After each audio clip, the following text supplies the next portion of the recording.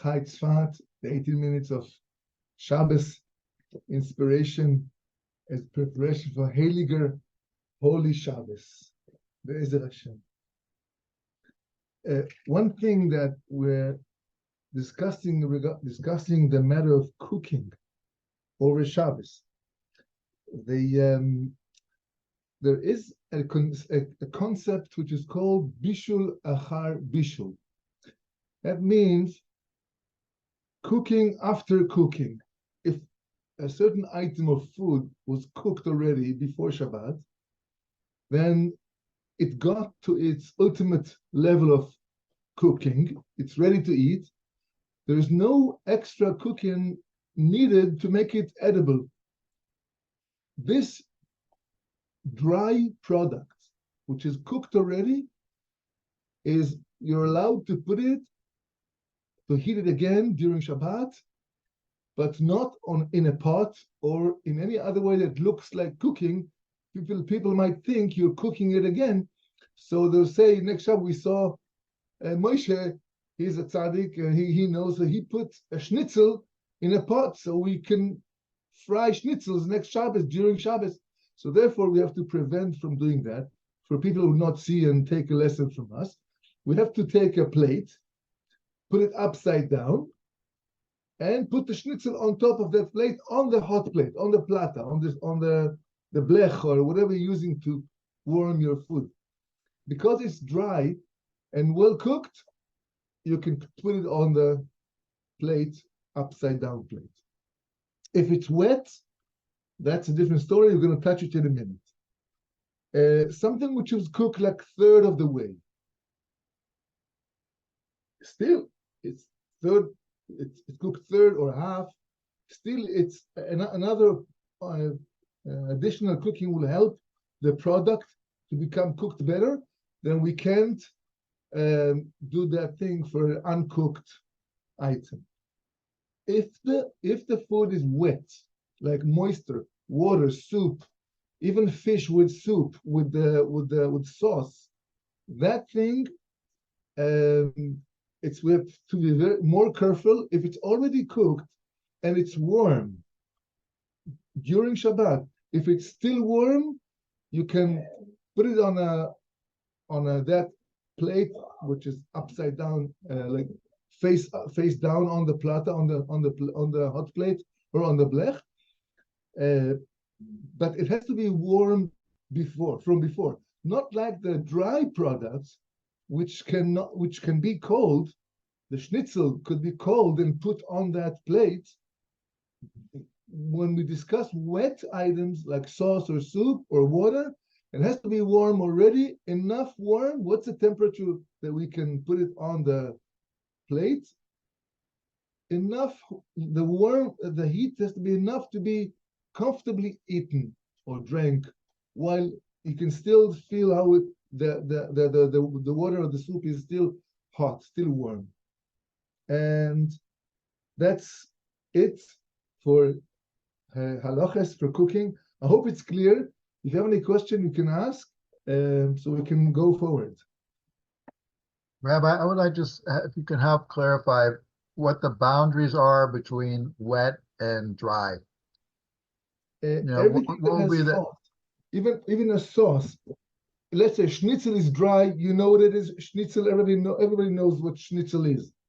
Anything else which is moisterish or wet or saucy, not like a schnitzel, is considered to be wet.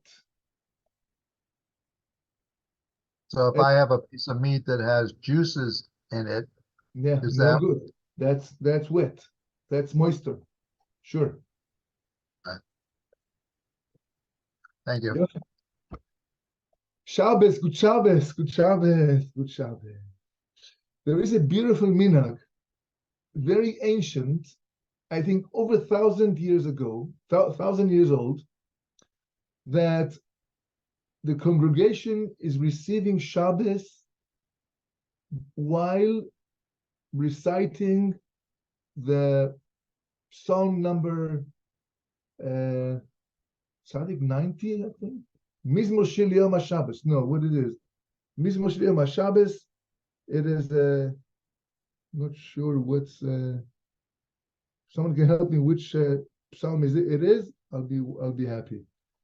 We're just finishing the Kabbalah Shabbat, and we're about to. It's already sun is down, and from that moment and on, the congregation accepted Shabbos upon themselves, cannot do any activities. Shabbos went down with all its glory and pleasure on the congregation.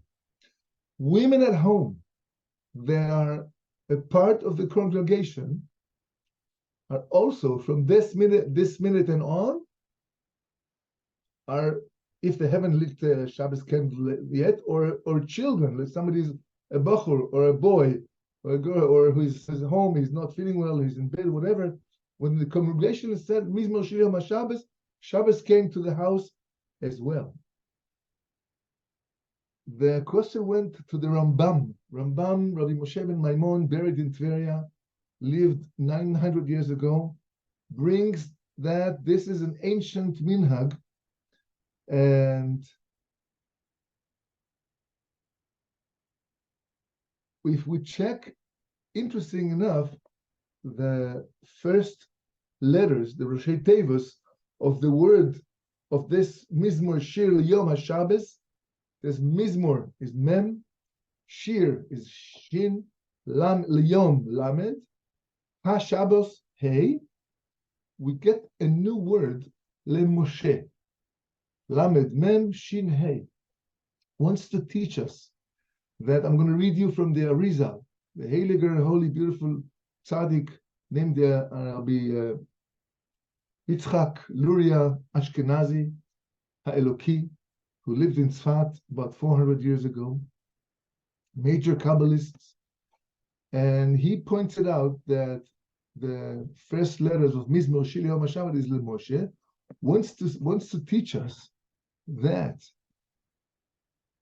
when we say the Mizmor Shir Yom HaShabbat on Erev Shabbos, then the neshamas, the souls of Israel, the nation of Israel, are receiving back the sparks, the crowns, and the lightnings that the nation of Israel had by Mount Sinai, by receiving the Torah. When we received, I think we spoke about it last time, but here it's more in details, that receiving the Torah in Mount Sinai came 600,000 angels. Each one held two crowns. One stands for Nase, we're going to do, and another crown stands for Nishma, we're going to hear, we're going to listen and do right away. And each angel had two crowns and put it on each Jew. Each Jew that was there in the Kabbalah Torah received two crowns from the angels. Can you imagine what a greater level is that? The crippled got healed, missing a hand, not anymore. The deaf could hear, the blind could see, the mute could speak by receiving the Torah. High elevation. Later on, unfortunately, the golden calf sin was done, and 1,200,000 black angels, not the good angels who came 600,000 to give the crowns, rather than 1,200,000, double the portion of the angels who came in, who gave us the crowns, went down again, and each one took one crown. So each Yid had two crowns, 600,000 Jews, that makes 1,200,000 crowns. Interesting enough, to give a crown, a good angel can give two crowns. To take a crown, one angel can take only one crown. Insight, food for thought. So when these crowns were taken from us, Moshe Rabbeinu received those crowns. He had them all, and he still have them until today. Let's continue to see the Arizal We see how beautiful it is described. Moshe Rabbeinu, with all the souls of tzaddikim, coming down every Erev Shabbos to inspire us, to lift us up. Erev Shabbos. So here, and by these, when Moshe Rabbeinu come down, Erev Shabbos, to give us back those crowns that we received them by Kabbalah, by the receiving of the Torah back in the desert. This is a portion of the Tosefet, the additional part of Shabbos, the Kedusha, additional Kedusha of Shabbos than what we have in the weekdays. I'm not saying this is the extra neshama that we get, although it could be possible. I'm not qualified to paskin over here, but it could be one thing, it could be two things. Because Moshe Rabbeinu, he writes the Arizal, the Heiliger, Holy Arizal, he knew the language of the angels, he knew the language of the birds, he knew the language of the animals. He could look at a candle and see which neshamas are elevated by this candle. The candle spoke to him. It was like phenomenal scholar, holy person. So he writes, and Moshe Rabbeinu is trying very hard every Friday afternoon to elevate the sparks of the neshamas who are very down deep in the depth of the impurity, and they cannot lift themselves up. And also, Moshe Rabbeinu is also busy with all the tzaddikim who was accompanying him every Friday afternoon, every Erev Shabbos, coming down to this world to elevate the neshamas of people, of us, you and me, and all Am Yisrael HaKadosh, are elevating those that are unable to elevate themselves because they're not having enough good deeds, and they're not worthy enough to elevate themselves with the secret of Tosefet, additional portion of Shabbos. So Moshe Rabbeinu, alav shalom, a blessed memory, every Erev Shabbos comes down with a few tens of thousands of nishmas tzaddikim, of souls of the tens of thousands souls of tzaddikim with him, which are in the world to come, and each one of those tzaddikim are coming down and elevate the neshamas who belongs to that specific tzaddik, even the neshamas of the dead, the neshamas of the living, and all those who can elevate themselves on their own from this world and further on. I'm telling you guys, we are fortunate to have Shabbos. We're millionaires, not billionaires. It's a gift. It's a matana from Hashem. That who can think what a beautiful matana is Shabbos Kodesh. We're becoming angelic. We're not humans anymore. That's it. Finish the story. Angelic guys. So be aware, prepare, enjoy. Come home. Come home a few hours earlier than you usually come. Go ahead, open the Shir HaShirim, read the Parsha, say some Tehillim, become a worthy vessel. Make yourself a worthy vessel to get the light that the tzaddikim here, Moshe Rabbeinu and all the tzaddikim wants to give us, wants to elevate us. And the more we're going to elevate ourselves, it's going to be easier for the Moshe Rabbeinu and the tzaddikim to lift us up to a higher level. Because if we're down, lower down, it's going to be, we have to travel further up. So we should assist those tzaddikim with preparation. Go to the mikveh. Men should go to mikveh every Erev Shabbos, even from Friday morning already. It's worthwhile to cross deserts to go to that mikveh Erev Shabbos to scrape out, as the Zohar said, what the mikveh does for us, for men, Erev Shabbos, scraping down, like undressing the skin of the snake that has attachment to us through the weekdays. And when we go out from the mikveh of Shabbos, we're receiving, as the Arizal says, I saw it in my own eyes in the book, we're receiving a guf kadosh mi Gan Eden. We're receiving a holy body from Gan Eden. Can you imagine the benefit? So yeah. So here the Chida, the Reb Chaim Yosef David Azulai, who was a Mekubal, lived, I believe, 500 years ago, between 3 and 4, I'm not sure exactly when, but not too far.